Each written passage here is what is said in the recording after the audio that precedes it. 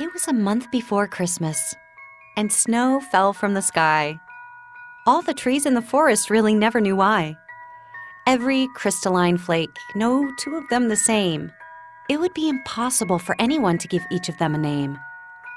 Deep in the forest, unseen by most, was an 8-foot fir tree named Douglas, he'd boast. A little too tall and too wide at the base, Douglas often worried his frame was a disgrace. 7 years he had grown, still young for a tree, and Douglas wondered about his future and what that might be.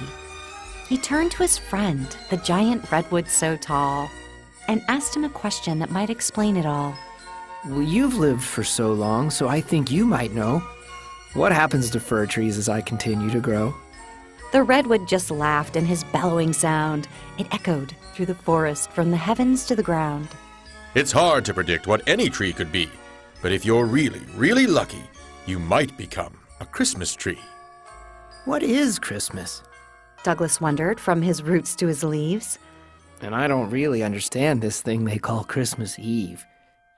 A life is a thing where you change and grow, and it seems every year you get closer to know what it is that you are and are meant to be, and you, my friend, could be a Christmas tree.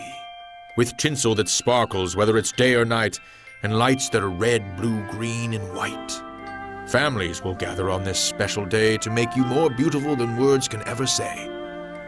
At the tip of your head might hang a surprise, a star that shines like those in the sky. And so much more. I've heard it's been said that the children can't sleep that night in their beds, because when the sun rises on this magical day, bounty of presents under your branches will lay. But Douglas, my friend, you can be what I cannot.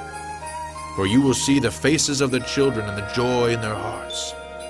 But my head is too tall and my limbs are uneven. Do you really think the farmer will pick me this season? From where I stand and all that I see, nothing is perfect in land or in sea. Every person is different, just as we trees, and all you have to do is follow your dreams. From off in the distance, a sound he did hear. A rabbit, a bunny, or maybe a deer. And then came a moment when the farmer did say, "Hey, young fella, you'll be joining us this day." Placed in the truck with friends close and near, there was Virginia pine, blue spruce, and even Sergeant Spruce was there. They were carried from the truck to the back of the Christmas tree lot. Bright lights sparkled from every spot. Joyful music played from all around. Bells were jingling. It was a magical sound. As it was late, the farmer turned out the lights.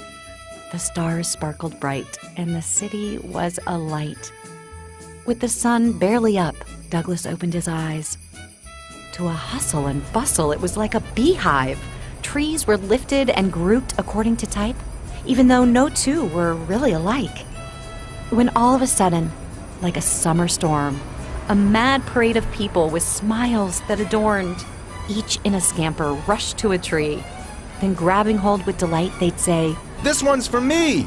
A voice called out. A boy, almost 8. He pointed and laughed at Douglas's weird shape. Then Douglas remembered the words of Big Red. They were ideas so great, they were ingrained in his head. Who you are comes from way deep inside. It's a quality of being no one can hide. Inwards to out, an energy appears, and sometimes so strong it can bring one to tears. As Douglas watched the commotion from his spot, he noticed a young girl and her father just outside the lot. There seemed to be a reason why they wouldn't step inside, but Douglas was hoping he'd be the tree they would buy. The father placed his arm, pulling his daughter near, then whispered some words into her tiny little ear.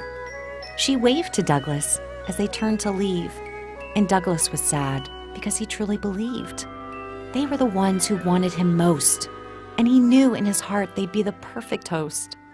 As day turned to night, and his friends disappeared, Douglas worried to himself if he'd get chosen this year. My limbs are too thin, my head is too tall. I'm not sure why anyone would pick me at all. Only 2 trees remained on the Christmas tree lot. And then suddenly, a hand placed the other tree atop. A car full of children as happy as can be. And Douglas was heartbroken. Why couldn't it be me? Now he was last, with everyone gone. And Douglas worried that he'd be brought back to the farm. Don't be sad, little fella. Someone will pick you up. You'll see. As the farmer hung a sign on Douglas, which read, "Free tree." He turned out the lights and waved a goodbye. No one noticed the tear in Douglas's eye. As he slowly began to drift off to sleep, Douglas hoped he might dream of what he did seek. Then breaking the silence of the cold winter air. "Dad! That's the tree I love! He's right over there!" The girl he had wanted to take him home was racing toward Douglas, and she was not alone. The dad gazed at Douglas with a tender smile on his face, as if trying to explain why they arrived here so late. My daughter has pined for you since the first time we met. You were the only tree here she could never forget. Each night that I passed and saw you still here, my heart grew happier. This night might appear. The girl had slithered gently into Douglas's core, holding him so tightly you couldn't tell who enjoyed it more. I don't make much money to buy many presents, you see. I was praying it was you we saw standing here for free. I think that destiny has something to say because you, my dear friend, will be our tree on Christmas Day.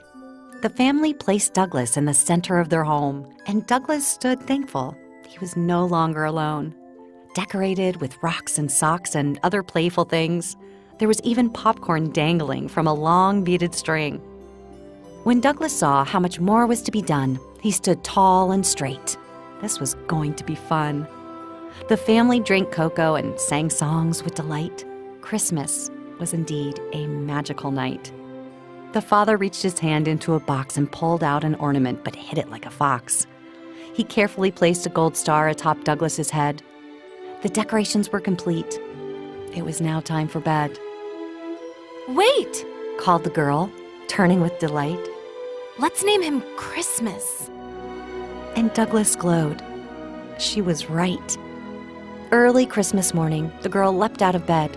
"I'm going to see Christmas," was all that she said, gazing at Douglas, who was a sight to behold. This feeling of Christmas would never grow old. The young girl and her father admired Douglas with glee. And no one was happier than Douglas. Hey, they named Christmas after me!